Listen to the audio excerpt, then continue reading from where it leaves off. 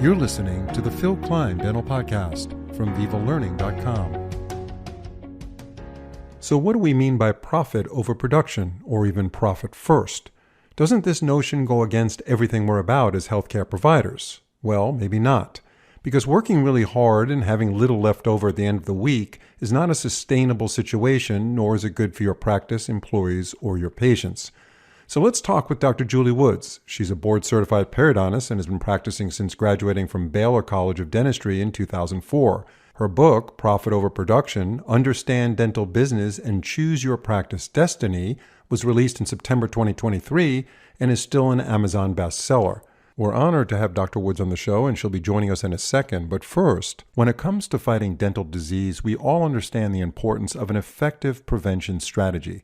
This includes patient home care compliance, regular hygiene visits, and using the best prevention products available. That's why so many dental practices rely on Voco's award-winning preventive care product line. Recommended by top dental clinicians, Remin Pro, Pro-Fluoride Varnish, Admira Protect, and Grandiose Seal are tried and true products that are effective, easy to apply, and result in successful clinical outcomes with high patient satisfaction. Whether it's for fluoride treatment to seal pits and fissures or to treat hypersensitive teeth, Voco's premium preventive care products help you win the battle against tooth decay and sensitivity. So when you're thinking prevention, think Voco. Request your free sample today at vocoamerica.com.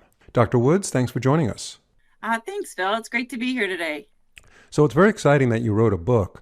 And for most dentists, I think we can all agree that writing a book is not the first thing on their mind, nor is it typically something they would ever do anyway. Most dentists just don't write books. Did you ever think you would write a book is my first question. And the second part of that is, how did this book come to be?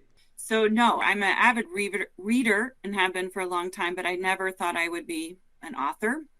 And in fact, in the opening pages of the book, there's a conversation between my daughter and I, and she asked, what am I doing writing a book? Because I'm a dentist.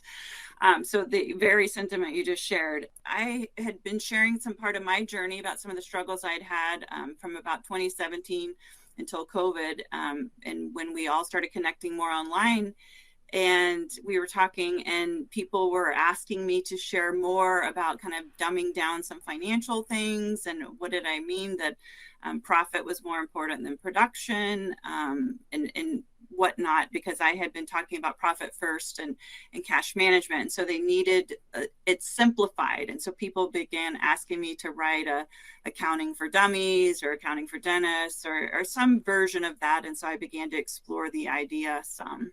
Who was asking you to write this? Oh, colleagues, fellow dentists. When we were all home in the shutdown and wondering where we were going to, during COVID, have enough money to stay in business and pay our people and buy all that expensive PPE and, gowns. People were asking about that. And then especially, from then on, we've had rising costs of business pretty much everywhere and less reimbursement. So dental colleagues of mine began asking, friends. Okay, and you're a certified profit first professional. What does that mean? That means, I'm the only dentist that was crazy enough to do that. It's usually accountants and bookkeepers, and that's why you've never heard of the term most likely, based on your circles of being mostly dentists. But it's folks that have gone through the training and proven themselves to know the cash management system, use the cash management system, Profit First, that Mike Michalowicz outlined in his book, and can therefore help others do it. And so we have the resources of our whole Profit First professional network, which is, like I said, more accounting, bookkeeper type based folks. So before we go into the book and how it transformed your practice, what is going on in the dental world right now as far as their understanding or knowledge of what you wrote about? I mean, how pervasive is your approach to running a practice in the dental community now? And if it's not, well practiced and well understood, how detrimental is that to a practice that really wants to grow and enjoy their career while they're doing it? Right. Well, I think so many of us, I graduated dental school back in 2001. So I've been out 20 plus years and went on to perio.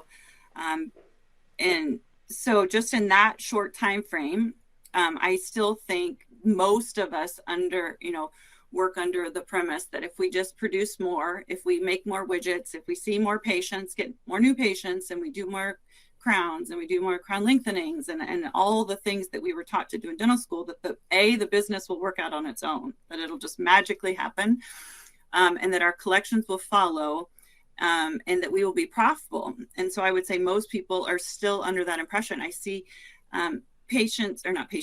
people will post about that in, group forums about how, well, they've produced so much. Like, there's always this focus on production. And then they'll say, but, our accounts receivable is out of control. We're not getting the money. And so that can be for various reasons, but, it could be just bad reimbursement. It could be terrible systems. A lot of times, though, folks aren't focusing on those other ends of it. They're merely focusing on the production. So part of why I wanted to write the book was to save people from that burnout. Because when I was at the height of my production and the height of my collection, those two were at least matched up. I was still miserable, and I definitely was not profitable. I had to put money back into the business to cover payroll. So I was ready to walk away from dentistry completely. Wasn't even 20 years into my career at that point, and had never thought that I would dislike dentistry enough to consider walking away. So you wrote this book, and we certainly don't want to, give away the crux of the book. We want everybody to buy it, but and we don't want to sound a spoiler alert. We have to be careful of that. Yeah. So, but we do, if we can in this podcast, give us an idea of what we should be looking at. What should a dental practice owner be very focused on, and making sure that they're going to do the things they need to do as far as bookkeeping to maintain a successful practice? And how did this focusing on profit transform your practice? So I think the main things, for me anyway, what needed to happen was I needed to be involved in that business part, actually looking at not only what I was producing, but what we were collecting. And I did that. I mean, I looked at it, but I didn't quite understand how important that was. I was the one paying the bills, and I was the one putting in payroll, all of that. So it's a little bit more nuanced than that you've got to be making sure you're not overspending on your staff, that you're not, paying too much for your supplies. So you've got to know what the norms are, which I think people know that more than they used to, but we didn't receive any of that kind of training. At least I didn't in my program. And, so far as filing claims or any of those things, we didn't learn that. And a lot of it you can't learn until you're, in practice. But I think you need to know the basic premise of Profit First in any cash management system, whether it's a Dave Ramsey cash envelope. It's basically, you don't spend the money if you don't have it. And you can use sort of psychology to work with you. If you divide things into smaller plates or smaller bank accounts or smaller buckets, if you have less to spend, you will use less, and you'll be more creative in how to do more with less. And so you are making sure that you are getting paid, that you are, if you're going to do all this work as a business owner, that you focus on making sure you have profit, making sure you get paid a decent salary, not just taking the leftovers of your practice. Yeah, so it's important, in other words, to build your practice. You want to increase your patients on record. You want to get your chairs filled in all the operatories. And then to accommodate that additional work that's coming in, you hire people, you buy more equipment, and then you kind of get yourself in a situation where, you're in some debt now, you have quite a payroll to pay. So can you foresee what might come down the road as you build your practice as far as profitability by reading your book?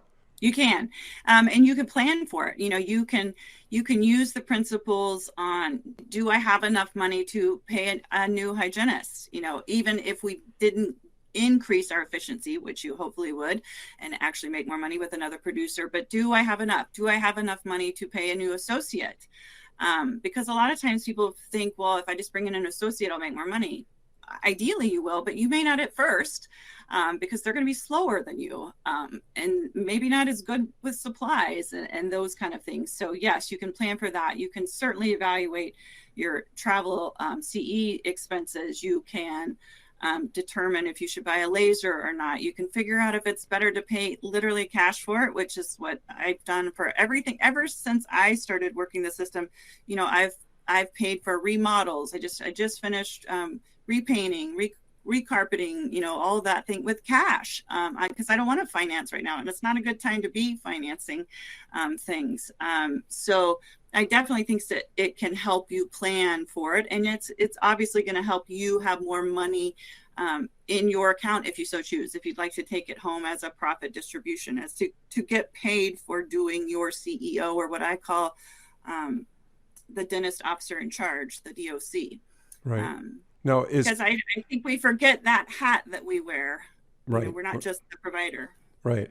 And cash flow, is that part of your formulary to understand the cash flow of a practice thoroughly? Absolutely. Okay. So Yes. cash flow is very important, because you may not have it on hand at the moment, but if you have every month consistently a certain amount of cash coming in, you can account for that as a resource to expand your practice, hire, Absolutely. buy more things. Okay. So do you think it's ever too late to be a better business owner? A dentist has been practicing for 7, 8 years, 10 years, whatever, and they have a set way of doing things. Can they reinvent themselves with some of the doctrines that you're proposing in your book? 100%. In fact, when I was working with my developmental editor on the book, she was like, well, is it ever, kind of exactly what you're saying, is it ever too late? Is this book just for people that own practices, or is it for associates that aren't even owners right now? And I said, no, it'd be for anyone, that even if you've sold to a DSO, if you wanted to come back in and be the owner, the CEO of your own practice again, I think you could do that. I think you could learn the tools of what you would need to do to be successful, and how to manage systems better. There's a lot of, that's a buzzword, of course, now, but it really does come down to all kinds of systems, and make it where it's simple. You don't want it to be hard. We'll be right back with Dr. Woods in a second, but first, if you're looking to make teeth whitening a successful part of your practice, then you need a system that not only dramatically whitens teeth fast, but also ensures little to no sensitivity. Philips Zoom Whitespeed does both. Whitespeed's light accelerated technology speeds up the whitening process, clinically proven to whiten up to 8 shades in one visit. And what's really impressive is that 99% of patients surveyed experienced little to no sensitivity with Philips Zoom. Philips offers 2 professional whitening solutions: in-office whitening using Philips Zoom Whitespeed, and take-home whitening with a range of whitening gels for either daytime or nighttime use with custom trays. For a comprehensive, tried-and-true, state-of-the-art whitening solution for your practice, check out Philips Zoom Whitespeed. To learn more, visit philipsoralhealthcare.com. Do you think that dentists, if they get a better understanding of what you're proposing in your book, will they be less likely to be purchased by a DSO, where they can actually stay completely independent and running their own business through this protocol, where they stay focused on profit over production? Sure. I think it definitely gives you more options. And I'm not saying you shouldn't go to a DSO. I have my own opinions about that. But if you are a more profitable practice, though, you're also more profitable. You're more, you'd be something they would look upon highly too, because they want a profitable practice, because they think they can make it even more profitable by their own systems and their group buying and that kind of thing. But definitely, I think all of us can do that. And I kept saying that, it took me about 2 years to do this whole process to get this book out there. And I kept thinking, I got to hurry up. I got to get this out there, because I think we're at a crisis point. I think we're at a point where if dentists don't change the way they're doing things, then we are going to have fewer and fewer private practice owners. And I think that's unfortunate. It's been a great life for me. I would like it to continue to be that, but new students have a huge debt load. They need to know how they've got to have cash to pay all of their debt. There's just no getting around that. We all do. Yeah, without a doubt. And I agree. It would be kind of a sad day if we start to see very few independent dentists that are working in their own business world, in their own business environment, where they have nobody to report to and they can do things they want to do. Could you sum up your opinion of DSOs before I ask you my last question in like 1 minute? I'm curious to know, someone like you who's so erudite in this field of building a business independently, what is your opinion of DSOs? I think they're great for the DSO owner.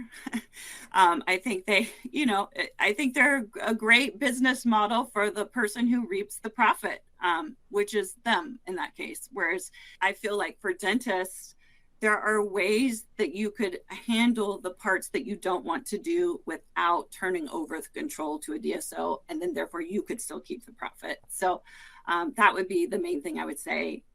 That it's personally not for me. I wouldn't want to sell. I love all the things you just said. I like being my own boss.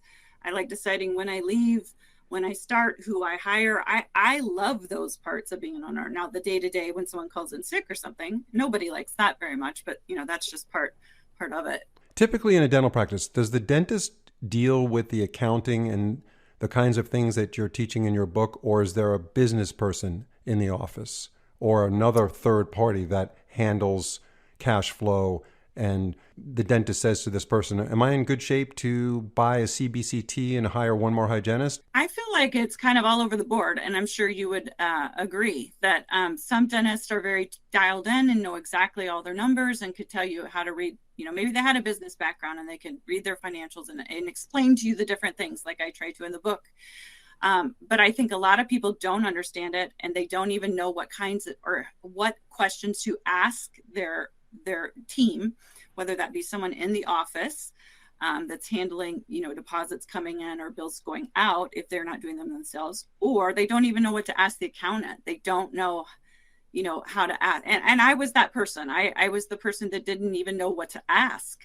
I didn't know if I got to have a bonus at the end of the year. I didn't know if I had enough profitability to do that, but I've taught myself. And so I know that it is information that can be taught and learned. And so that was the point of my book, was to help those that want to understand, even to know you don't have to do it forever if you don't want to, but you at least will know what kinds of questions to ask. Yeah. And Dr. Woods, hats off to you. It's so impressive to talk to someone who took it upon themselves, who felt very deficient in a particular topic, which is so important to running a business. And you said, I'm going to learn this. I'm going to go out and do this. And then you go ahead and write a best-selling book, and you're doing podcasts on this stuff. And it's really impressive. And you still have time to do great dentistry, which is also very impressive. So to wrap up this podcast, what's the most important change in the dental profession that you hope to see as a result of your book being out in the world? Well, I hope that dentists will gain confidence in their skills. They will learn how to run a business like a business owner, because it's not just a dental practice where they should be producing. I think they should learn, and I know they will learn, what they need to do to reap the benefits of running a profitable practice, and whether that's cash or new equipment, whatever they like to be, without having to work more days or produce more widgets. And I think that's important, because if you want to be in this career for a while, those of us that have been there know that your body isn't going to keep up necessarily forever if you're just always running ragged. And that's not the way any of us want to live, I don't think. I think we want to, I think we would like to focus on the profit. And I would hope that people would quit thinking that's a dirty word, that we're not allowed to say we want to make money. I think it's okay to say that. We have to make money to be able to keep our business in place and serve our patients. So right. I think that's okay too. That's exactly right. I mean, if you care about your patient, then you have to care about your profit, because if you don't have profit, you're not going to be able to take care of your patients. Correct. Very well said, Dr. Woods. Could you tell us the name of the book and where to get it? I assume Amazon, and how to reach you if someone wants to reach out to you. Sure. So the name is Profit Over Production, Understand Dental Business, and Choose Your Practice Destiny. So I hope it will help you do all those things. And that is available at Amazon, Barnes & Nobles, any of your normal online retailers. And then if you wanted to reach out and either have any kind of book a call, that kind of thing, it's just drjuliewoods.com. And the book resources are drjuliewoods.com/book, because there are some forms and whatnot that people can download and use. Got some good information from this, and I certainly encourage everybody to check out the book, or buy the book, even better, because those are the kinds of things that will help you for the rest of your career, I'm sure. Dr. Woods, thank you so much, and we'll talk to you soon. All right. Thank you, Phil. Have a great day. If you've been enjoying our podcast, we'd love to hear your thoughts and feedback by leaving a review on your favorite podcast platform, whether it's Spotify, Apple, Google, or any other platform you listen on. Leaving a review is a fantastic way to support us and help others discover our show. Thanks for listening. See you next time.